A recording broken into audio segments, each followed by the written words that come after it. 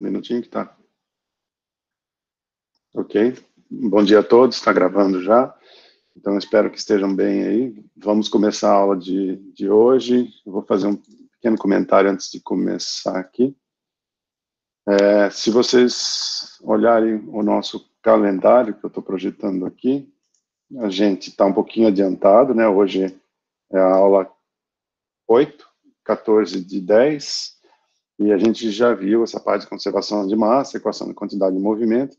A ideia que eu estou fazendo é adiantando um pouquinho a matéria, para que nas aulas antes da prova a gente faça uma ou até duas, se der, aulas com vários exercícios aí sobre tudo isso que a gente está vendo antes da prova 1. Tá?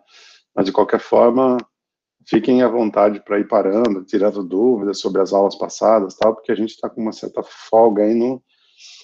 eu não estou fazendo tantos exercícios assim, porque esse é o planejamento. Estou tentando adiantar um pouco a parte teórica, para depois a gente ver vários exercícios. Aí, na seleção desses exercícios que a gente está fazendo, eu vou tentar dar os conceitos de novo para vocês, tá bom? Deixa eu tirar minha câmera aqui. Então, eu pergunto para vocês se tem alguma dúvida aí das aulas passadas, alguma coisa dos exercícios que a gente fez. Se vocês não tiverem nenhuma dúvida, a gente vai seguir, tá? Então, bom, qualquer momento me parem, tanto com dúvidas, quanto se não tiver boa aí o som, a gravação, essas coisas vão me avisando, tá bom? Então, vamos começar só fazendo uma revisão rápida, né? A gente está vendo, então, a gente já viu o início do capítulo 4, onde a gente deduziu essa equação aqui geral, né, com a conservação de quantidade n de um sistema, né, e essa dedução foi geral, né, qualquer movimentação de fluido, ela pode carregar um eta com ela, né, esse eta é uma propriedade intensiva, né, à medida que o fluido viaja, ele carrega com ele várias propriedades, né, e aí a gente deduziu essa equação geral para que a gente possa generalizar depois e aplicá-la nas 5 equações de conservação que a gente vai ver. Aí a primeira aplicação que a gente viu foi para a própria massa, onde aí o eta é 1, né, e o n é a própria massa, e a gente viu a equação de conservação de massa. Em seguida, a gente está vendo agora a aplicação da equação para a quantidade de movimento, onde o n é a quantidade de movimento e o eta é a velocidade, né? Lembrando que eta é a propriedade intensiva, se ela é multiplicada pela massa, ela vai dar a propriedade extensiva. Então, velocidade vezes massa, quantidade de movimento. E aí, então, a gente aplicou a equação para a conservação de quantidade de movimento. Então, a variação da quantidade de movimento de um sistema, ela vem pela variação no tempo dentro do volume de controle e a entrada ou saída de quantidade de movimento através das superfícies de controle, né? Lembrando que aqui tem 2 termos importantes, esse é o primeiro, esse daqui me dá a quantidade de massa que está saindo ou entrando do sistema, e aí que pode causar alguma confusão do sinal, por isso que a gente está vendo isso com detalhes nos exercícios. O sinal desse termo aqui vem da entrada ou saída de massa, ou seja, se a velocidade está alinhada com dA, a massa está saindo, esse sinal é positivo. Se ele está desalinhado, esse sinal é negativo. E depois os outros sinais são relativos à equação vetorial, certo? Então, eles estão alinhados com a escolha dos eixos que vocês vão fazendo. Então, tanto a velocidade aqui, quanto a quantidade de movimento, ou quanto as forças que a gente vai ver aqui, eles têm que estar alinhados conforme o eixo que vocês definirem, certo? E por definição, o dA é sempre para fora, né, e a multiplicação aqui vetorial vai dar sempre positiva quando a massa está saindo e negativa quando a massa está entrando. E os outros vetores aqui estão alinhados com os eixos. Tá?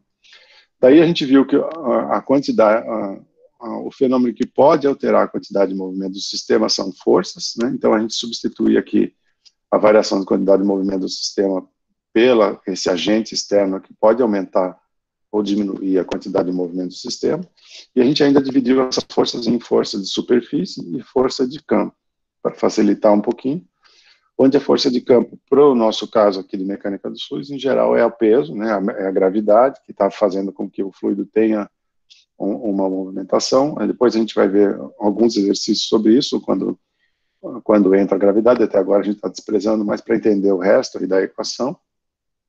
E a força de superfície é a força que atua sobre a superfície de controle, que pode ser decomposta em força normal e força tangencial, e a gente vai ver isso em detalhes ao longo do curso todo. E, a força normal vai dar origem à pressão, e a força tangencial vai dar origem à tensão de cisalhamento, que depois a gente vai ver que está bem ligado ao conceito de viscosidade do fluido e tal, mas por enquanto a gente ainda está simplificando, e aos poucos a gente está colocando os conceitos para vocês nos exercícios. Tá? E aí continua a equação geral, então, só substituindo a equação geral aqui. A força é o agente externo que pode alterar a quantidade de movimento do sistema. Aqui a variação de quantidade de movimento do sistema no tempo, e aqui a entrada ou saída de quantidade de movimento através das fronteiras. Tá? Então daí a gente fez vários exercícios. Importante que a quantidade de movimento tem que se conservar nas 3 direções, ou seja, nos 3 eixos escolhidos. No caso, a gente está sempre escolhendo x, y, z, mas pode ser r, θ, z também, pode ser outro sistema de coordenadas.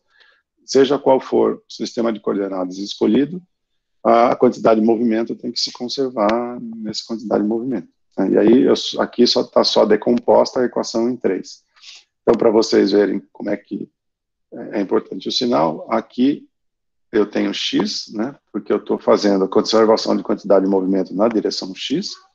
Aqui é a componente x da minha velocidade, né, que é decomposta em u, v e w, né, como a gente estava aqui, u, v e w são as 3 componentes da velocidade.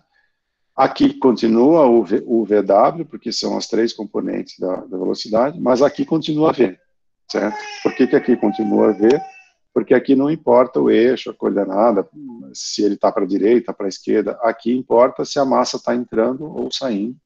Então, por isso, continua aqui o termo ρVdA, tá? Desculpa pelo som de fundo aí. Então, daí a gente viu vários exercícios, mas a gente não vai rever aqui. Eu vou para o conceito agora que a gente viu de velocidade. Depois a gente viu a equação de Bernoulli, né? Ainda para um sistema parado. A gente vai ver algumas coisas a mais aí sobre Bernoulli nos exercícios, né? A equação de Bernoulli é deduzida a partir da equação da conservação da quantidade de movimento. E a equação de Bernoulli basicamente é deduzida dizendo que a energia mecânica vai se conservar, ou seja, as 3 componentes da energia mecânica, que são energia cinética, energia potencial e pressão, ela vai ser constante ao longo de uma corrente, desde que essas premissas aqui sejam satisfeitas. Eu tenho que ter isotérmico, senão a gente vai ver que a gente tem que usar a equação de energia.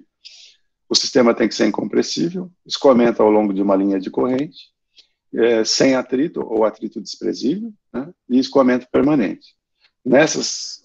Com essas condições aqui, a gente deduz, a partir da quantidade de movimento, a equação de Bernoulli, certo? E a equação de Bernoulli é muito útil, a gente vai ver alguns exercícios aí, mesmo ela sendo teórica, ela é muito útil, primeiro, para a gente deduzir alguns conceitos, que a gente vai ver ao longo do curso, e depois a gente vai ver que a gente consegue aplicar a equação de Bernoulli com perda de carga, para a gente conseguir determinar quanto que a energia está se perdendo, está se dissipando ao longo de um escoamento, sabendo as condições de entrada e saída aí da equação de Bernoulli, né? Então, idealmente, a gente calcula o potencial que eu tenho por Bernoulli, e depois a diferença que a gente tem é justamente quanto de energia se perdeu no caminho. Tá?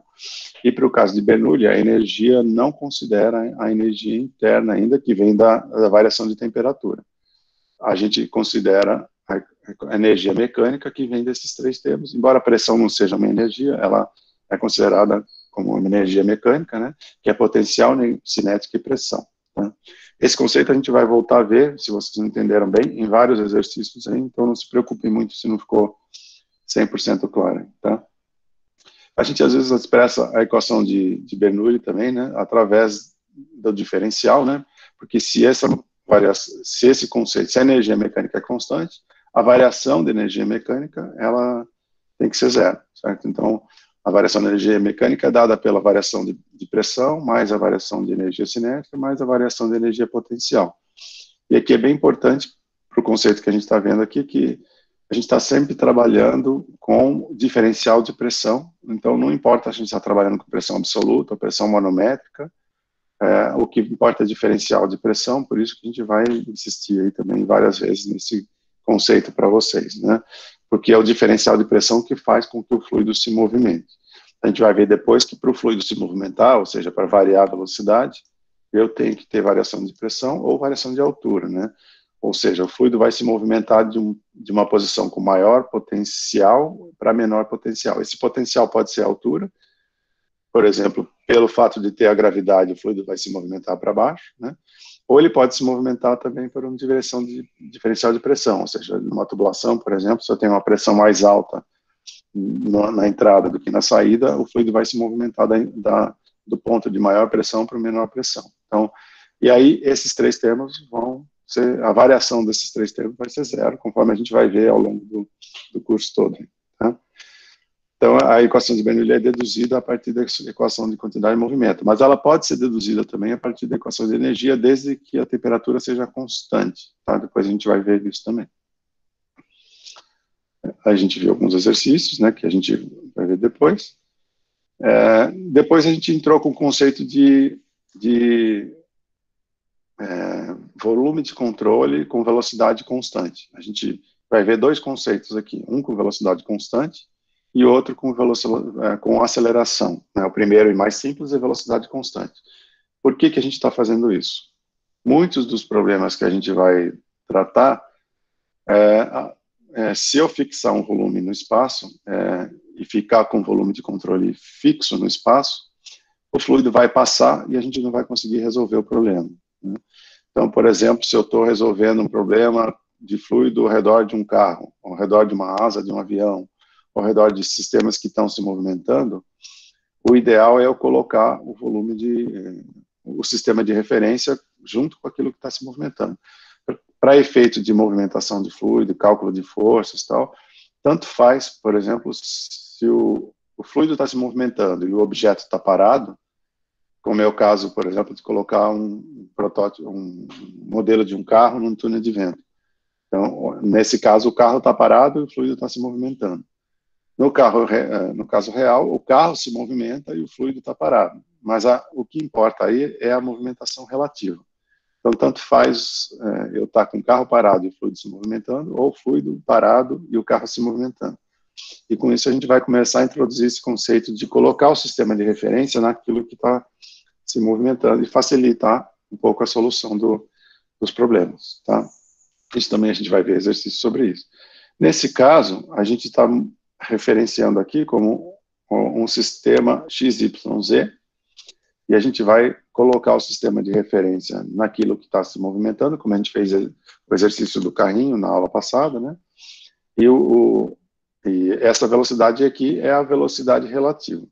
E a equação é exatamente a mesma, aqui é a somatória de forças, aqui é a variação de quantidade de movimento no tempo, aqui é a entrada ou saída de quantidade de movimento através da superfície de controle, fica tudo igual. A única coisa que mudou aqui é que em vez do V, para um sistema parado, a gente tem agora o VXYZ, que é a velocidade relativa ao sistema de referência. E aí, como a gente viu no exemplo do carrinho, por exemplo, se o carrinho está se movimentando aqui com velocidade U, e o jato está vindo com uma velocidade V, ao invés de resolver um sistema e colocar um volume de controle e o carrinho passar e ficar difícil de resolver, eu vou colocar o sistema de referência se movimentando com a mesma velocidade do carrinho, né?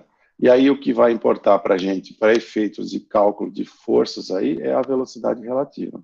Ou seja, se o jato está com velocidade V e o carrinho está com velocidade U, o que importa aqui é a velocidade relativa V menos 1, certo?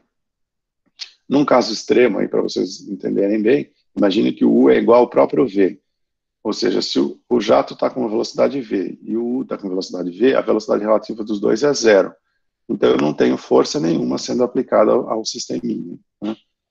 No caso da velocidade U ser menor do que V, eu vou ter uma V menos U, ou seja, é como se a velocidade do jato estivesse entrando com uma velocidade menor, e isso vai causar uma variação diferente de quantidade de movimento. E no outro caso extremo aí, por exemplo, seria o U no sentido contrário. Por exemplo, imagina que eu estou empurrando o carrinho na direção contrária ao jato. A velocidade relativa vai aumentar a velocidade do jato. É como se eu tivesse uma velocidade do jato maior, e isso vai causar uma força maior sobre o sistema, né? Então, imagine fisicamente, aí, se vocês lembrarem, que eu estou tentando empurrar o carrinho contra o jato. Eu vou ter que fazer uma força maior do que aquela que o jato está fazendo no carrinho, certo? Então, esse exercício a gente começou a ver lá na aula passada. Então, para vocês entenderem bem, a gente primeiro fez um exercício com o carrinho parado, calculou as forças, e aí vocês até entregaram esse exercício, e depois eu fiz o exercício aí com o carrinho com velocidade U. E hoje a gente vai ver um conceito, continuando então o que a gente tinha visto na aula passada, que além do carrinho se movimentar com velocidade U, eu posso ter uma aceleração do carrinho. Então, se o jato bate no carrinho, e o carrinho, por exemplo, está parado, ele não vai ter um U constante. Esse U constante vai ser num regime permanente. Mas eu posso acelerar o carrinho. Então, eu posso usar esse jato para acelerar o carro. Ou eu posso usar um jato, por exemplo, para acelerar um foguete, ou acelerar um avião, assim por diante. Então, é esse conceito que a gente está tentando introduzir para vocês. Tá? Então, é isso que a gente vai ver hoje, e depois, no final da aula, a gente vai fazer um exercício, não sobre isso, mas sobre quantidade de movimento, aí para vocês entregarem também. Tá? Então, importante, se vocês tiverem dúvida, perguntem. Só uma dúvida aí. Dá para deduzir a equação de Tsiolkovsky usando como é que chama? Um fluxo de gases para fora de um sistema? Equação do quê? Tsiolkovsky é de foguete que permite te ver quanta quantidade de movimento você tem numa determinada quantidade de gás. Certo. Na verdade, Mas assim, eu não conheço a equação que você está falando, mas a gente vai fazer um exercício que eu acho que é exatamente o que você está perguntando. É justamente eu tenho uma quantidade de gás que está sendo queimada no foguete, ele vai jogar um jato para fora. O que movimenta o foguete é justamente a quantidade de movimento que está saindo do foguete, certo? É como é se eu... exatamente o que eu falo, o que a equação de Tsiolkovsky ela deduz, que é eu não conhecia ela pelo nome, mas é exatamente um exercício que, se der tempo, ainda a gente vai ver hoje. Que aqui eu tenho combustível no foguete, esse combustível vai ser queimado, vai ser jogado um jato de ar para lá, e como eu aqui no caso eu só tenho uma saída, ou seja, não tem entrada e saída como no caso do carrinho lá, só tem uma saída. Esse jato sendo jogado para baixo vai jogar o foguete para cima. É exatamente é, esse exercício que a gente vai ver. tem um jeito de trapacear nessa equação, que se você catar a equação de Tsiolkovsky, é que se você multiplicar a velocidade de escape pelo logaritmo natural da diferença de massa inicial sobre a massa final, você consegue a quantidade de movimento que você ganha numa quantidade de gás. Essa que é a Mas equação de tá. Tsiolkovsky. Então, mas ela vem justamente da equação de quantidade de movimento. Afinal, é isso que a gente está trabalhando aí, né? Eu estou usando o conceito de a quantidade de movimento do gás que está sendo jogada para fora é a força que esse sistema faz sobre o carrinho. Até agora a gente estava vendo o contrário, né? É como se eu tivesse aqui um sistema fixando esse foguete aqui no chão, né? E Uhum. perguntando, por exemplo, vou jogar isso daqui, eu quero saber qual a força para ficar parado. Aí seria um exercício tradicional que a gente fez na aula passada. Sim, Eu sim. jogo já. Agora, eu vou usar, ao invés de segurar o foguete, eu vou soltar o foguete e vai ter uma aceleração. Então, Sim, essa sim, equação que você essa está falando, que eu não aceleração. conheço pelo nome, mas ela vem justamente do conceito de quantidade de movimento. É que o que acontece para a equação de Tsiolkovsky funcionar é que você tem que ter uma aceleração não constante, no sentido que o foguete vai perdendo massa, mas a velocidade de escape e a quantidade de combustível gasto ainda são as mesmas. Então, Isso. você vai aumentando a aceleração à medida que o tempo passa. Tem esses detalhes que a gente vai ver. Se você está falando, tem vários detalhes. A gente está simplificando um pouquinho, porque a gente está no início aqui. Mas, por Sim, sim. exemplo, para um foguete, onde a queima de combustível é muito alta, a massa do sistema está variando com o tempo, certo? Sim, Não sim. é uma massa constante. Então, isso tem que ser considerado também. Se for o caso, por exemplo, de calcular essa aceleração momentânea, eu estou numa distância curta, quando a massa não varia muito, eu posso até desprezar esse termo. Mas para um foguete, isso é bem relevante, porque na medida que eu estou queimando o combustível, a variação de quantidade, eu estou jogando massa para fora, então eu estou diminuindo massa do sistema. Então, aquele termo de, aqui atrás, né, que a gente tem, deixa eu pegar aqui da equação, esse termo de variação no tempo aqui, ele não vai ser mais zero. certo? Porque dentro do volume de controle, até agora a gente está considerando do zero isso, certo? Por quê? Uhum. Porque a massa, que, por exemplo, nesse sisteminha do carrinho aqui, a massa que está aqui dentro, né, que é essa massa aqui, ela está sempre igual. Eu estou entrando com fluido, saindo com fluido, aqui dentro tem sempre. Então, eu não estou variando nada no tempo. Em alguns outros problemas que a gente vai ver aos poucos aqui, como o do foguete, por exemplo, se eu estiver queimando combustível numa quantidade muito alta, a massa lá dentro está variando com o tempo. Então, eu tenho que considerar isso. O grande uso dessa equação que eu falei de Tsiolkovsky é que, bem, para você ir para qualquer outro lugar aqui no espaço, o pessoal da Aeroespacial, eles costumam fazer tabelas assim de quantidade de movimento que você precisa para chegar em tal lugar, mais especificamente quanta velocidade você precisa ganhar para chegar, por exemplo, em Marte. E Certo? daí se usa essa equação para determinar se um foguete tem a capacidade de chegar lá ou não. Uhum. Interessante, eu não conhecia pelo nome, ou até talvez eu tenha visto no meu curso de aeronáutica, não tenha esquecido, na verdade, mas há um nome da equação. Mas esse, eu tenho certeza que ela foi deduzida a partir da quantidade de movimento. E tem muito disso, vocês vão ver em várias áreas de engenharia aí, não só em mecânica dos fluidos, por exemplo, lógico que a gente está explicando para vocês aqui os conceitos, né? Então, eu estou mais preocupado em passar para vocês os conceitos físicos ligados às equações. Então, mas tem muitas soluções de engenharia que, ao invés de deduzir tudo de novo, por exemplo, para fazer esse cálculo que você falou aí, por exemplo, de quanto que eu preciso de combustível para chegar, não sei o que, tem vários detalhes que eu não vou fazer os cálculos tudo de novo todas as vezes. Então, ele faz uma vez, deduz uma determinada equação e já tem uma solução pronta sobre determinados problemas. Tem muitos problemas que a gente tem soluções prontas já em manuais, em coisas, então a gente precisa deduzir tudo de novo, resolver tudo de novo. Mas aqui eu tô mais preocupado em passar para vocês os conceitos, né? Então aqui a gente está começando aos poucos, entrando com os conceitos aos poucos. Uma vez que vocês dominem essas 5 equações de balanço, aí vocês conseguem resolver qualquer problema relacionado à variação a aplicação de forças, de energia, quantidade de movimento angular, tudo isso vem a partir disso daqui. É lógico que a gente está resolvendo aqui ainda da forma integral. Vocês vão ver em McFlow 2 a forma diferencial, que aí vem a equação de Navier-Stokes, tem vários detalhes aqui que a gente não vai ver em McFlow 1, vai ver em McFlow 2. Mas esse aqui é o conceito. Mas, de qualquer forma, eu vou procurar saber aí e qualquer coisa a gente volta a falar sobre essa equação, mas tem os problemas que a gente vai resolver, embora simplificados, né, são parecidos com isso que você está falando. Né?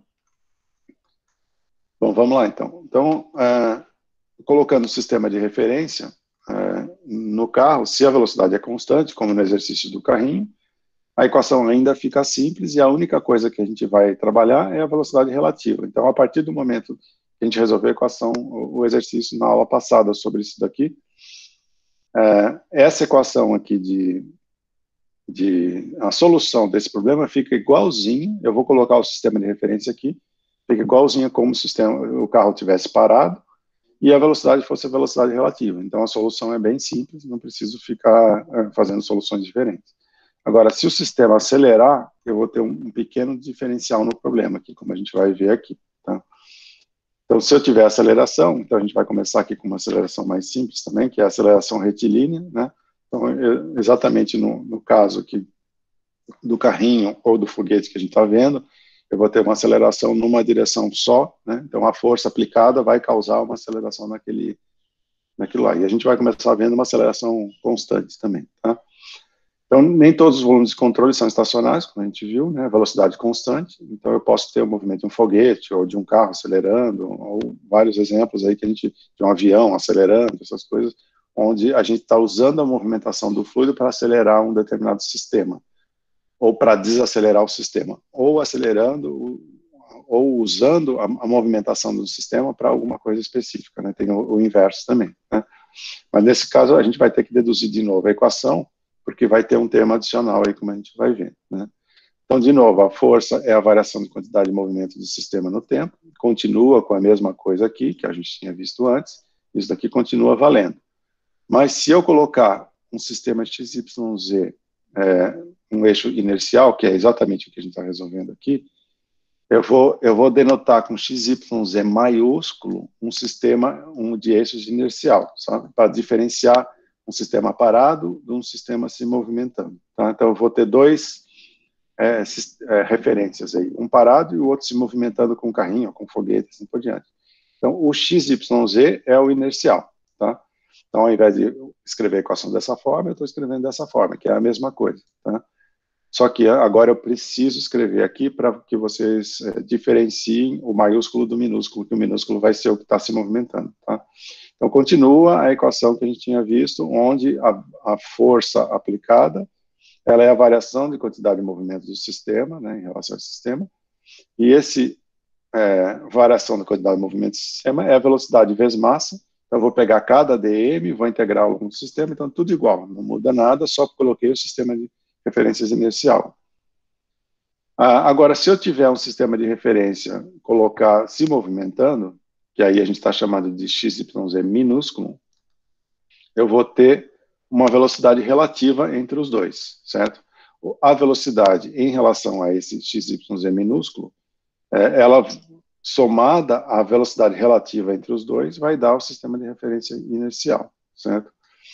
Eu posso escrever, então, a aceleração do meu sistema inercial como sendo a aceleração do meu sistema XYZ minúsculo aqui, mais a aceleração de referência, porque ela é dada pela variação de velocidade com o tempo, e ela, então, decompondo a velocidade em dois termos, eu vou ter duas acelerações. Então, a primeira é a aceleração do próprio sistema com o sistema de referência colocado no sistema que está se movimentando, certo?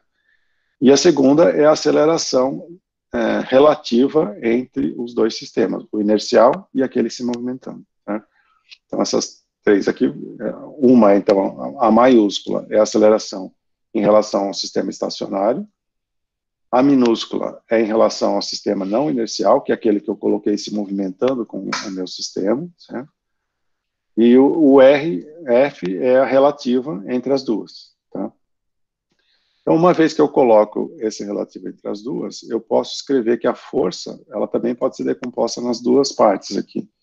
Uma que é a aceleração relativa aqui, e a outra que vem do sistema que está no sistema inercial, certo? Esse termo aqui, ele, então, vai ser passado para o lado esquerdo da equação da conservação de quantidade de movimento, certo? E aí eu vou ficar com o sistema do lado direito, como sendo a equação parecida com aquela que a gente já viu, mas do lado esquerdo eu vou ter esse termo adicional aqui, certo? Então, primeiro eu queria explicar fisicamente o que ele é, certo? Então, imagina que eu tenho o carrinho se movimentando, exatamente do exercício que a gente fez na aula passada, e o carrinho se movimentando, eu vou usar parte da força que eu estou aplicando ao meu sistema, não para variar a quantidade de movimento de entrada e saída, mas para acelerar o sistema. Então, vamos imaginar um conceito bem simples aqui, se a aceleração for constante, por exemplo, a aceleração pode sair aqui do sistema, e isso daqui é a integral da massa do sistema vezes a massa. Então, a força vai ser usada não só para variar a quantidade de movimento do sistema, mas também para acelerar o sistema, certo? Então, no exemplo do carrinho lá, se eu estiver batendo com um jato naquele carrinho e o carrinho for acelerar, parte da força é usada para acelerar o sistema, que aí basicamente é a aceleração vezes massa, né? E parte dessa força vai ser usada para a variação da quantidade de movimento do sistema, tá? Um exemplo bem simplesinho aqui, vamos pegar uma massa que está aqui, e aqui eu tenho um jato que está batendo nessa direção, certo? E está voltando nessa direção aqui. Tirando a parte do equilíbrio aqui, que é difícil, depois a gente vai ver uns exercícios parecidos com essa, vamos imaginar que o sistema ainda está parado, mas vamos supor que esse jato está batendo aqui e está saindo aqui. Eu tenho uma variação de quantidade de movimento, que ela está nessa direção, depois está nessa direção, então eu vou ter, mudando a velocidade do sistema, eu estou realizando uma força, e essa força aqui que o jato está batendo está equilibrando exatamente o carrinho aqui. Então, ele está exatamente suportando a massa desse sistema, tá? Então, o que estou querendo dar com esse exemplo aqui é que a variação da quantidade de movimento do sistema, ela é usada para sustentar a massa do sistema, acelerar o sistema, e ainda eu tenho uma variação. Então, vamos imaginar que eu tenho uma determinada força que ela está mantendo o sistema parado, certo? Então, eu tenho uma massa, fluxo de massa 1 aqui, um V1. Esse massa aqui vai sair aqui com M ponto de saída aqui, que é igual de entrada, e uma velocidade de saída que é igual de entrada, certo? Só que no sentido contrário. Aí eu tenho uma variação de quantidade de movimento e ele está exatamente equilibrando esse peso. Vamos imaginar que agora eu aumento esse fluxo de massa e essa velocidade. Eu tenho uma variação de quantidade de movimento maior. Então, ela vai ser usada para acelerar esse sistema, certo? Que é igual o caso do foguete, que eu tenho massa só para baixo. A gente vai ver alguns exemplos, né? Então, fisicamente, então, o que eu estou querendo explicar antes de entrar na equação é isso. Ao colocar um sistema de referência se movimentando junto com o meu sistema aí, se eu tiver aceleração, parte da força vai ser usada para acelerar esse sistema. Tá? Então, vamos lá. Se a força, então, é dada, se ficar dúvida, vocês me perguntem aí, tá? É decomposta em duas partes. Uma parte para acelerar o sistema e a outra que é a variação da velocidade relativa, aqui, XYZ. Eu vou colocar essa equação lá na minha equação do sistema, certo? Que é essa daqui. Eu vou substituir essa equação ali embaixo e vou chegar nessa equação aqui, que é igual à equação anterior, certo? Ou já colocada na forma de força de superfície e força de campo, ela é igual àquela equação anterior, a gente está vendo, então aqui são as forças, aqui a variação no tempo da quantidade de movimento, e olhem que agora a gente está num sistema de referência XYZ minúsculo, certo? Aqui é a entrada ou saída de massa, né? E aqui a velocidade do meu XYZ minúsculo, então está tudo igualzinho, só que agora meu sistema de referência está se movimentando com o meu sistema, só que a gente tem esse termo adicional aqui. Esse termo adicional, então, é justamente a aceleração do sistema. Ou seja, se a força que está sendo aplicada ao meu sistema, parte dela está sendo usada para acelerar o sistema, o que sobra é o que vai ficar do lado direito aí, tá? E aí, da mesma forma que a gente fez, a gente decompõe em direção x, y, z, nas três direções, e aqui, logicamente, vai ser a aceleração nas três direções, x, y, z, certo? E aqui continua a velocidade, x, y, z, mesma coisa aqui, tudo em relação ao minúsculo, certo? Porque agora o meu sistema de referência é aquele que está sendo acelerado junto com o sistema lá se movimentando junto com o sistema, tá? E o que a gente vai ver, então, são exemplos de aplicação dessa equação. E olhem que essa equação aqui é mais geral, certo? Se o meu sistema está parado, eu posso aplicar direto a essa, eu sei que a aceleração é zero, e aí esse terceiro termo aqui que dá, esse terceiro termo aqui vai para zero. Certo? Então, essa equação é mais geral que a anterior. Eu posso ter um caso com o sistema se movimentando e aceleração zero, como é o carro do carrinho com velocidade constante. Eu poderia ter aplicado essa equação, só que a aceleração é zero nas três direções. Então, ela fica igual àquela que a gente viu na aula passada. Ou eu posso até ter um sistema parado sem aceleração, esse daí termo também vai para zero. Então, essa equação aqui, ela vale nas duas anteriores. Pode perguntar. O que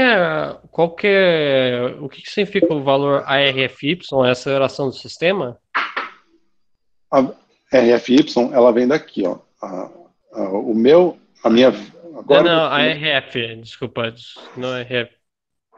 Esse é a RF, você está perguntando, né? Uhum. Isso, então a RF vem dessa equação aqui, por exemplo. Eu tenho já vi aqui, já vi. Beleza, eu tenho o sistema parado, né, e o sistema se movimentando. A diferença entre os dois é uma velocidade relativa. A variação dessa velocidade relativa no tempo é a aceleração de referência.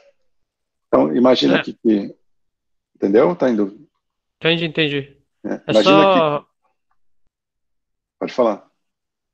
Só tinha esquecido aí do último slide. Não, beleza. Então, imagina que esse sistema está parado e esse sistema que está se movimentando, certo? Uhum. A velocidade relativa entre as duas é a velocidade VRF, que a gente está chamando em relação à referência, né? E a aceleração entre as duas é a, é a variação dessa velocidade com o tempo. Então, imagina, que é o que a gente vai ver exatamente agora, que esse carrinho estava, em vez de velocidade U, ele estava parado, e aí essa velocidade vai acelerar o carro. Então, essa velocidade RF é a aceleração que eu estou impondo ao sistema. Então, imagina que a velocidade está entrando aqui em X e saindo aqui com uma componente menor. Então, eu tenho uma diminuição de quantidade de movimento. Essa diminuição de quantidade de movimento é a força que eu estou impondo ao carrinho. Se eu mantiver o carrinho parado, aí é a força que eu tenho que fazer. Se eu mantiver o carrinho com velocidade constante, aí a aceleração, a RF é zero. Mas se eu largar o carrinho e deixar ele acelerar, então eu tenho uma força aí que é justamente essa a força que está fazendo... Pode falar. Essa força ela vai variar com o tempo, né? Porque vai chegar um ponto em que a gente vai, no sentido que do início vai ter uma RF muito diferente entre um e outro, e depois ela vai ficando cada vez menor, né? Ela pode variar com o tempo, ou ela pode ser constante, conforme a gente vai impor no exercício. Por exemplo, num caso mais comum, ela vai variar com o tempo, justamente, porque no início ela vai ter uma aceleração grande, depois, com o tempo, a velocidade vai aumentando, a velocidade relativa vai diminuindo, e aí a força vai diminuindo também. Então, ela pode ser variável ou pode ser constante. Eu posso aplicar uma força contrária aí para fazer com que ela seja constante também. Posso ter vários casos. E outra coisa, eu postei aqui um linkzinho que eu achei de um site da NASA que explicava a equação de Tsiolkovsky, e ele sim, ela usa a equação de conservação de quantidade de movimento para determinar aí qual que é a velocidade relativa entre o foguete e o exaust dele, entende? Beleza. Não, é isso mesmo, tem que sair daí. A dedução, o balanço de forças aí nesse caso tem que ser a movimentação. Isso vale para turbinas, vale para avião, foguete, qualquer coisa que usa a quantidade de movimento para movimentar o sistema, ela parte dessa equação aqui que a gente está vendo. Qualquer motor de impulso, vamos dizer, que é o Isso, nome exatamente. Qualquer coisa motor de impulso que usa a movimentação. E o contrário vale também, né? A gente vai ver depois, aí no capítulo 10, principalmente, que é máquina de fluxo, eu posso usar o contrário. Eu posso usar o fluido se movimentando através do sistema, como uma turbina, por exemplo, para captar energia, né? Eu posso usar para movimentar um sistema, mas eu posso captar energia também. Né? No meu caso de um ventilador que está captando energia para captar energia, ou turbinas que está numa hidrelétrica, essas coisas, isso tudo a gente vai ver aqui, tá? Aos pouquinhos, devagarzinho, né? Então, a partir daqui, a gente, então, deduziu essa equação, que ela é mais genérica do que a gente viu na aula passada, porque a outra é um caso particular dessa, né? Essa daqui, ela é um pouco mais geral e ela é um pouco mais comum, porque, em geral, os sistemas não estão parados, a gente está movimentando com velocidades variáveis, então normalmente eu tenho aceleração. Então é mais fácil a gente encontrar problemas práticos, onde essa aqui é a equação que a gente vai aplicar, certo? Mas logicamente, se eu estou num regime permanente, com velocidade constante, ou calculando o potencial, essas coisas, a gente vai usar as outras também. Tá? Então essa daqui é a equação geral que a gente escreveu, e eu só enfatizei aqui, esse slide não está no material de vocês, mas só para deixar claro aqui que parte dessa força externa, fisicamente, né, como se parte dessa força externa esteja sendo usada para acelerar o sistema. Aí vai sobrar menos para variação de quantidade de movimento. Né?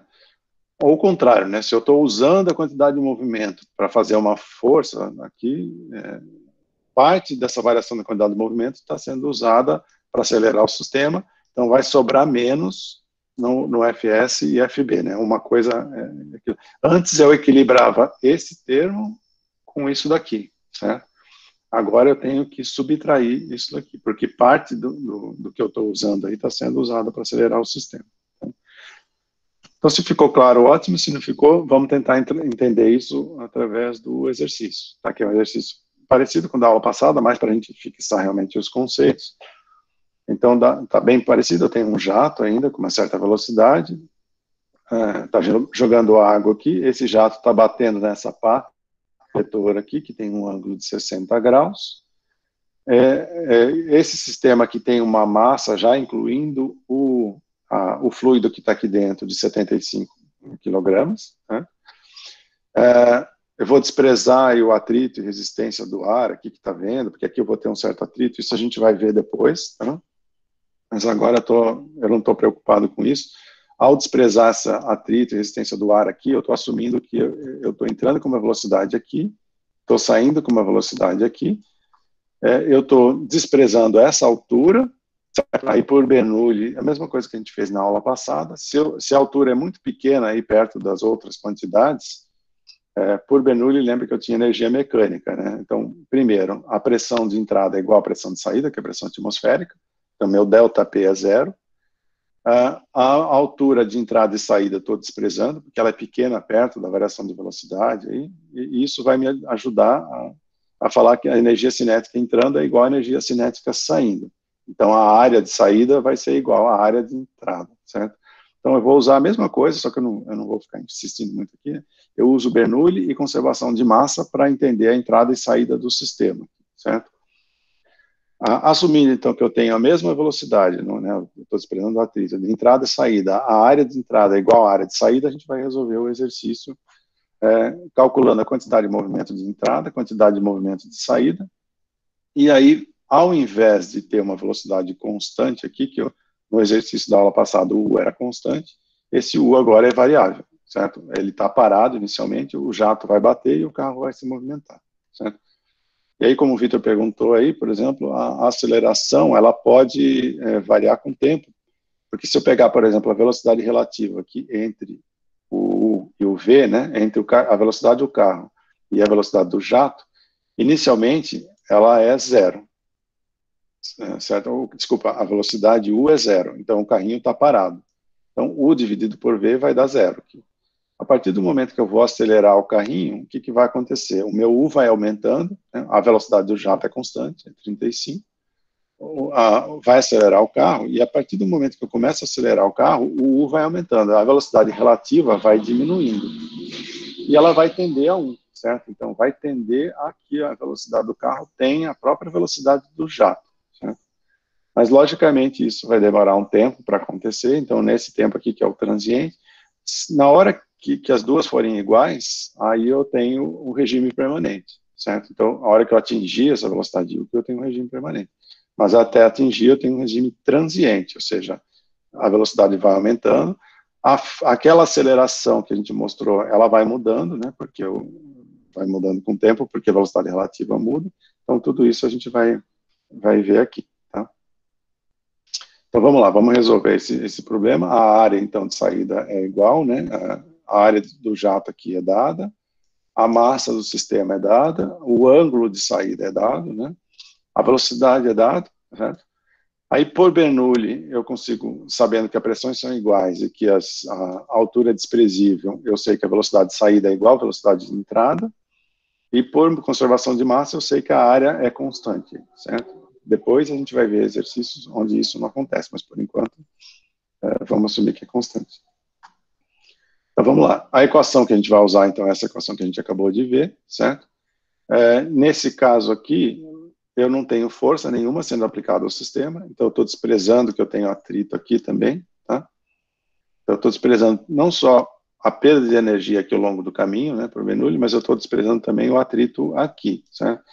Que não seria difícil de considerar, só para simplificar um pouquinho o problema, né? Eu posso assumir que eu tenho um atrito aqui, eu vou ter uma força contrária a isso daqui, mas por enquanto é como se o carrinho estivesse movimentando livremente e essa força de atrito aqui fosse pequena perto da força que o jato está fazendo no carro.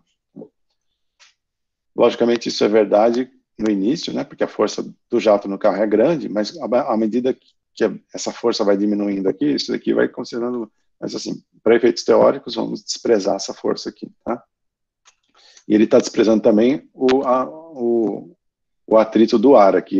A gente vai ver lá no capítulo 9, que ao se movimentar esse carrinho, eu tenho uma força que o ar vai fazer no carrinho aqui para ele se movimentar, que é uma força de arrasto, que a gente chama, né? Mas a gente está desprezando isso também, mas a gente vai aprender a calcular isso tudo ao longo do curso, tá? Então, estou desprezando essas forças todas aqui. Porque o meu interesse aqui é só calcular a força que o jato está fazendo no carro e qual é a aceleração que ele está impondo no carrinho, tá? Se ficar dúvidas, vão me parando, tá? Então, a força de superfície aqui é zero, porque nenhuma força de resistência está presente, e também porque é um escoamento aberto, certo? Então, eu tenho pressão atmosférica de todos os lados, o volume de controle que eu desenhei aqui tem pressão atmosférica de todos os lados, então a minha pressão aqui, o meu diferencial de pressão é zero, ou se eu trabalhar com a pressão manométrica, eu não tenho força de pressão nenhuma, certo? Então, o Fsx é zero. O Fbx é zero porque eu não tenho gravidade na direção x, certo? E eu não estou pedindo para calcular nada em relação a y. A massa, então, da água com a pá é desprezível, né, comparado à massa total, ou a gente poderia falar que aqueles 75 quilos já estão incluindo a massa do carrinho e mais a massa da água que está ali dentro do volume de controle escolhido. Mas ele pode falar também que é baixa perto do peso do carrinho. Esse tema aqui é importante para vocês considerarem, ou seja, a variação no tempo da variação de quantidade de movimento lá dentro do meu volume de controle é zero. Por que ele é zero? Quem saberia me responder?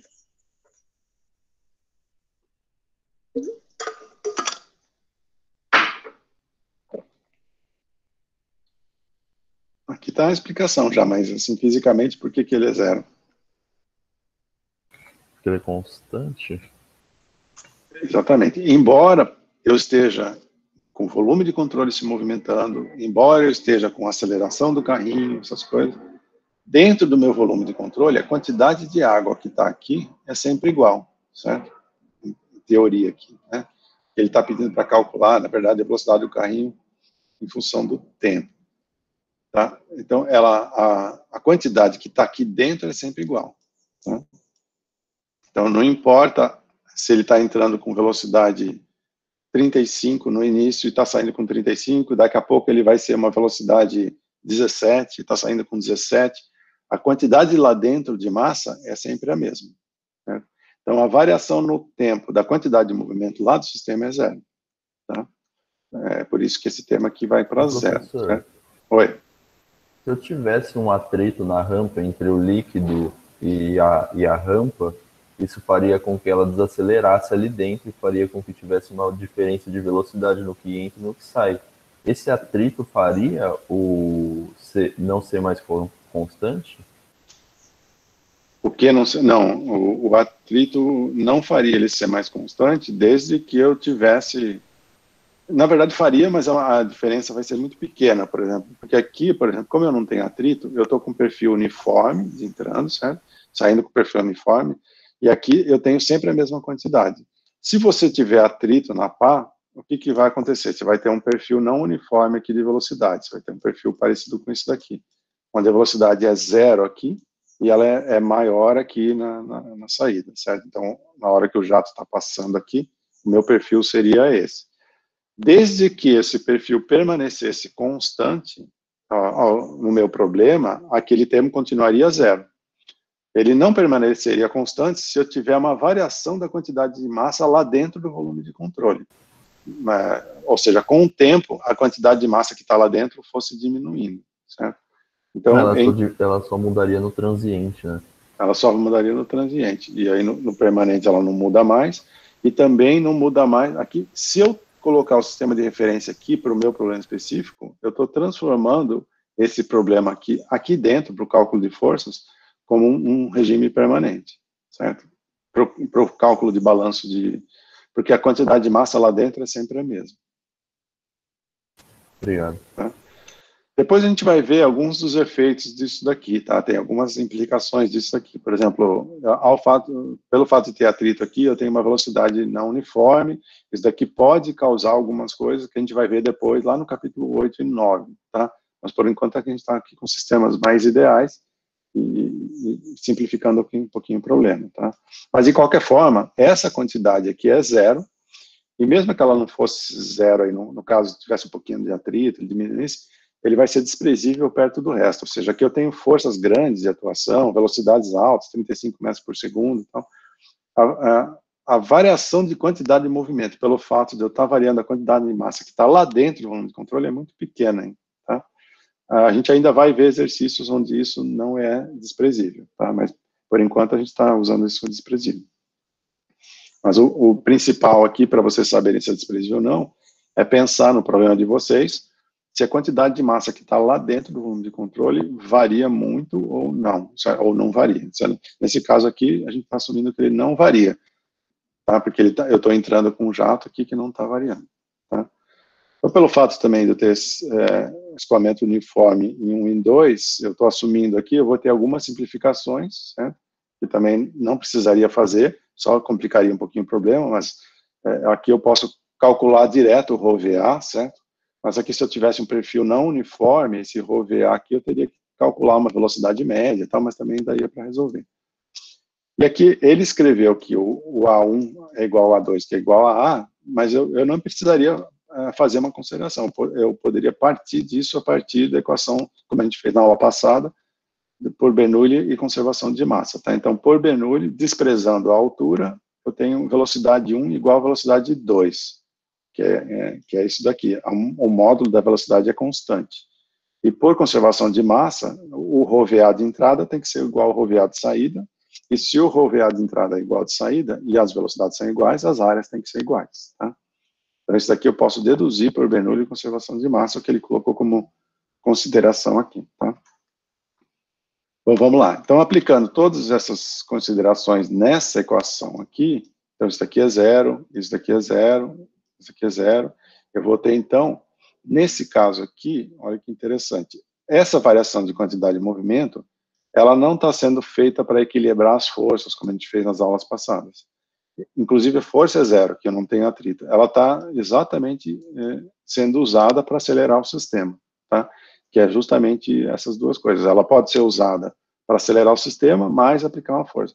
Por exemplo, se eu tivesse um atrito aqui, uma força de resistência de atrito, aí essa quantidade de movimento seria usada para vencer o atrito e mais acelerar o sistema, certo? Mas como aqui eu desprezei o atrito, isso aqui vai para 0. Tá? Mas assim, eu poderia ter um caso, vocês podem até calcular. Para calcular o atrito seria um pouquinho mais complicado, porque eu teria que calcular o Y, calcular a força normal, o atrito vai ser função dessa força normal, aí eu calcularia a força de atrito, e ele também variaria no tempo, mas eu daria para resolver do mesmo jeito. Tá? Então vamos lá, colocando todas essas premissas e considerações ali, eu vou ter o termo, então, da esquerda, que é o menos aceleração do sistema. Do lado direito, eu tenho, então, estou transformando essa integral em uma somatória de dois termos, certo? Porque eu tenho uma entrada e uma saída apenas. Na entrada, eu tenho o ρVA, que é a quantidade de massa que está saindo, e tenho o sinal negativo. Da onde vem esse sinal negativo?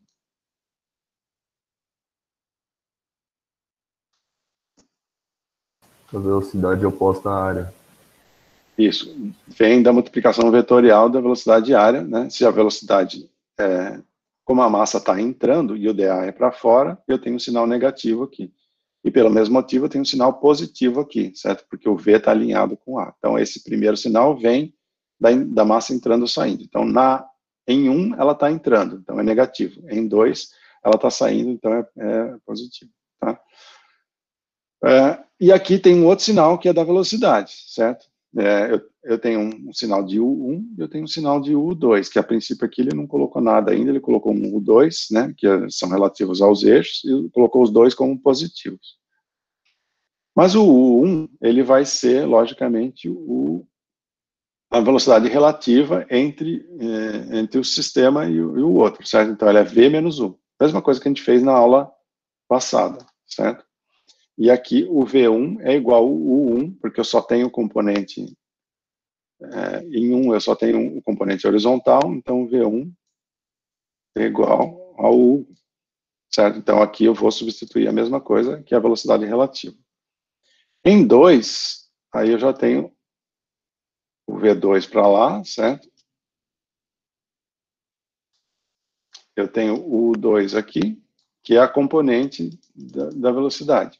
Então, o U2 é o próprio V menos U cosseno de θ, que é a velocidade que está saindo aqui, que aqui é θ, né? E o V2 é o V menos 1. Por que eu não usei cosseno aqui?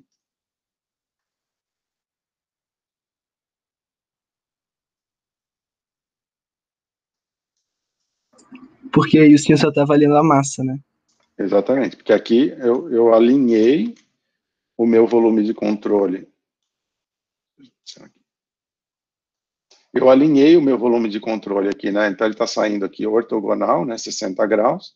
Então a multiplicação vetorial desse VDA aqui, ela vai dar ρVA, que é o ρ V2A2. E o V2 está alinhado com a minha superfície de controle, certo? Então ele vai ser responsável por ter um sinal positivo e não ter cosseno, certo? Então aqui é o próprio V2, que é o V menos U, e aqui é o U2, que é o V menos U cosseno de θ. Certo? Então, no caso aqui, o que eu estou fazendo? Eu tenho uma velocidade que em módulo é igual, certo? O V1 é igual ao V2, mas a componente horizontal dela está diminuindo, certo? Então ela tem uma componente maior, que é o V1, e ela vai sair com uma componente menor, que é o V menos U cosseno de θ. Então, essa variação de quantidade de movimento, ela vem da diminuição de velocidade, certo? Então, ela tinha uma quantidade de movimento na entrada que era igual a isso daqui, e tinha uma quantidade de movimento na saída que é igual a isso, certo? Como o V menos U é igual, ρ é igual e a área é igual, vocês vão ver aqui que ele está só diminuindo porque eu estou saindo com ela angular.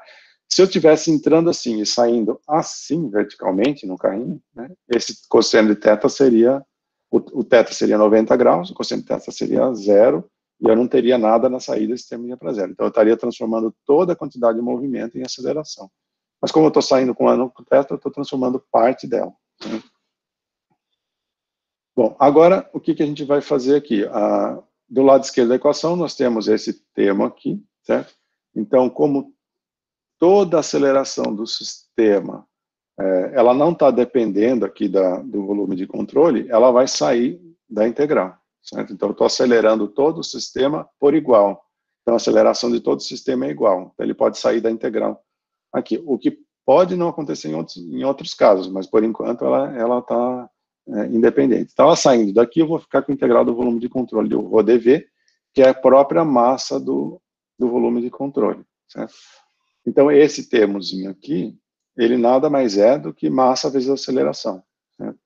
Ou seja, ao invés de aplicar uma força para manter o carrinho parado, eu estou soltando o carrinho e ele está acelerando o carrinho com uma aceleração relativa vezes a massa do sistema. Então, basicamente, isso que a gente está vendo aqui. Então, a aceleração vezes a massa do sistema. A aceleração é o próprio du dt. Então, por exemplo, se eu tivesse uma aceleração constante, eu teria uma coisa, mas aqui eu tenho du dt, certo? Eu poderia ter casos de aceleração constante, como no caso a gente vai ver do foguete, essas coisas, mas nesse caso aqui a minha aceleração está variando porque o meu U também está variando, como a gente vai ver aqui. Na verdade eu dei esse gráfico aqui, que é o que ele está pedindo, mas só para a gente entender o que a gente quer chegar aqui, né? Ele quer um gráfico em função dos resultados, mas é isso que a gente quer. Então, como o U está variando, a minha aceleração está variando também no tempo, certo? Ela não está variando no volume de controle, por isso que ela saiu aqui, mas ela está variando no tempo. Tá? E aí é só matemática, eu vou só substituir na equação, eu estou substituindo aqui o sistema nas equações, do lado esquerdo, então, é isso daqui, e do lado direito é isso aqui, certo? E aí eu vou ficar com uma equação, onde o θ é conhecido, o A é conhecido, o ρ é conhecido, o V é conhecido, o U é o que eu quero determinar, o M é conhecido, e o U é o que eu quero determinar. Então, é uma equação diferencial em U. Então, a partir daqui passou a ser só matemática. É um pouquinho complicado aí, porque essa integral aqui vai depender desse U, né? Mas a partir daí é só resolver. Eu até vou deixar para vocês verem os detalhes em casa aí, mas basicamente eu vou passar tudo que depende de U para o lado esquerdo da equação e tudo que depende de T para o lado direito da equação. Ou seja, eu vou passar esse termo lá para baixo, então vou ficar com essa derivada, isso daqui. Vou trabalhar com tudo que é constante aqui, igual com coeficiente B, para simplificar aqui a equação, certo? E vou integrar de 0 até U, que é o que ele vai fazer, aqui, né? E aqui de 0 até T, ou seja, no tempo 0, a velocidade era 0. No tempo T, ele quer uma velocidade U. E ele vai calcular isso daqui, calcular a integral, vou a integral disso daqui é isso daqui, de 0 até 1. Então, vai me dar isso daqui, certo? E aí é uma equação que vai me dar justamente esse gráfico aqui, aí eu posso calcular, fazer o que eu quiser aqui, calcular, mas fisicamente é isso que a gente já tinha visto, ou seja, ele é 0 no início, e a partir do momento em que eu vou acelerando o sistema, eu vou aumentando U, conforme eu vou aumentando U, eu vou diminuindo a aceleração, certo? Diminuindo o próprio U, e aí ele vai... Deu meu mouse aqui. Ele vai diminuindo, vai aumentando o U, vai diminuindo a velocidade relativa, então vai diminuindo a aceleração, então ele vai cada vez mais acelerando menos, até que ele atingiria um regime permanente. Aqui, se eu conseguisse correr com esse jato atrás do sistema, eu atingiria um sistema permanente, que nesse caso era a própria velocidade V, certo? Porque eu não tenho atrito. Então, se eu tivesse atrito... Oi? Era o que eu tinha falado lá aquela hora, que em teoria a gente ia ficar acelerando até chegar no infinito na mesma velocidade do objeto com o fluxo de água aí. Isso, se eu não tiver atrito, ele vai chegar na própria velocidade do jato, certo? Que é o que a gente vai chegar aqui no infinito. Se eu tiver atrito, vai ser um pouco menor, porque eu tenho, além da aceleração, eu teria que ter uma força aqui, certo? Então, parte disso eu teria que descontar a força. Então, ele estabilizaria numa velocidade um pouquinho menor, mas no momento em que a aceleração equilibrasse esse sistema, ele ia entrar em regime permanente, certo? No caso aqui, como a gente desconsiderou o atrito, esse equilíbrio vai ser dado na própria velocidade do jato, certo? Ele vai na velocidade do jato porque o atrito com a rodinha aí é 0 e não tem atrito do ar. Se eu tiver uma força contrária, ele vai entrar, como a gente vai aprender a fazer o cálculo disso no capítulo 9, tá? Essa força de arrasto, de atrito, ele equilibraria esse sistema aí. Bom, o principal aqui era vocês entenderem o conceito, né? Espero que pelo exercício tenha ficado mais claro. A gente vai fazer mais exercícios sobre isso, mas basicamente o conceito aqui foi a transformação da equação que a gente tinha visto na aula passada, nessa equação aqui, onde o sistema de referência agora não é mais inercial, ele não está parado, ele está se movimentando com o sistema, certo? Então, a velocidade aqui é a velocidade relativa em relação ao sistema inercial, e ao fazer isso, eu posso ou não ter aceleração. Se eu não tiver aceleração, é a equação que a gente viu na aula passada, sem esse termo aqui que eu acabei de circular. Com aceleração, eu vou ter esse termo aí, e fisicamente esse termo é justamente isso. Assim, além de eu aplicar força sobre esse sistema, eu tenho que considerar que esse sistema pode ser acelerado ou desacelerado aí para que ele vai ter que bater a quantidade de movimento aí do sistema. Tá? Então, essa equação aqui é mais geral do que a gente viu na aula passada, a outra é um caso particular dessa. Tá? Ficou claro? Tem alguma dúvida aí para vocês? O professor. Oi. Ele substituiu o DU por DU de V menos U? De V menos U, é isso? Aqui, na verdade, o DU é a variação, esse daqui é a massa do volume de controle, certo? A velocidade do meu volume de controle é U. Então, ele está substituindo aqui a massa do meu volume de controle por massa vezes DU dt. Desculpa, a massa é massa, né? A aceleração aqui por DU dt. Essa daqui é a aceleração que eu estou fazendo no sistema, que aqui não importa o V, certo? Ele importa só a velocidade do sistema. Imagina que o carrinho está parado inicialmente, né? Meu sistema está parado lá, meu XYZ lá, meu volume de controle. E a partir do momento em que eu estou impondo uma aceleração, essa aceleração é a própria variação da velocidade do sistema, que é o U, dividido por T. Então, esse sisteminha aqui está parado, certo? Desculpa. Ele está parado em relação a esse sistema de coordenada. Então, a velocidade aqui é a velocidade do sistema. Então, a aceleração do sistema é a velocidade do sistema vezes a massa do sistema, certo? Ficou claro ou não? É que, né, na última equação aí da integral, ele fez DU igual a menos D de V menos U? Ele fez isso aqui para simplificar um pouquinho. Eu não passei aqui pela solução, mas Eu posso fazer uma transformação de variáveis, certo? Ou eu posso substituir aqui, o que ele está fazendo aqui, foi praticamente fazer uma substituição de variáveis, certo? Onde o DU, se eu pegar aqui o DU é igual o menos DV menos U aqui, desculpa, aqui é V, aqui é U, tá meio ruim aqui. Porque o V é constante, certo?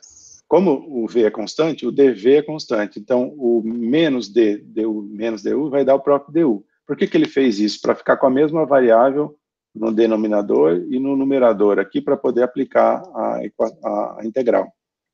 Certo? Mas eu poderia ter feito uma transformação de variável, chamar de, sei lá, de uma terceira coisa aqui, o W, chamar de W, o V menos U, e aí o DU seria igual ao DW, e aqui é o W, integraria, depois eu volto para a minha original. Tá? Daria para fazer das duas formas aqui. Mas ele fez só um artifício matemático aqui para você conseguir ficar com a mesma variável no numerador e denominador para poder integrar. Certo? Entendi. Entendeu? Obrigado. Entendeu? Beleza? Então tá, então resolveu esse exercício. Aí, se desse tempo, a gente ia resolver do foguete, mas não vai dar tempo da gente resolver o do foguete e dar o exercício para nota para vocês, que é sobre quantidade de movimento, mas não é sobre foguete. Esse daqui a gente vê no começo da aula passada, se vocês quiserem dar uma olhada aí, está resolvido no livro, mas aí eu posso resolver até outros, tá? Mas é basicamente aquilo que a gente conversou no comecinho da aula. Eu estou jogando massa para fora e isso está movimentando o foguete, tá? Mas a gente faz isso no começo da aula que vem. Tá? Então, agora eu vou dar um exercício para nota para vocês, ver se vocês entenderam bem, que é esse exercício aqui. Tá? Então, vocês vão ter aí meia hora para resolver, aplicando a equação da quantidade de movimento. Nesse caso aqui, eu não quis fazer um muito complicado como o sistema se movimentando ou acelerando, ele está aplicando só a quantidade de movimento. Tá? Então, eu vou... Deixa eu fazer o seguinte. Eu vou só colocar aqui...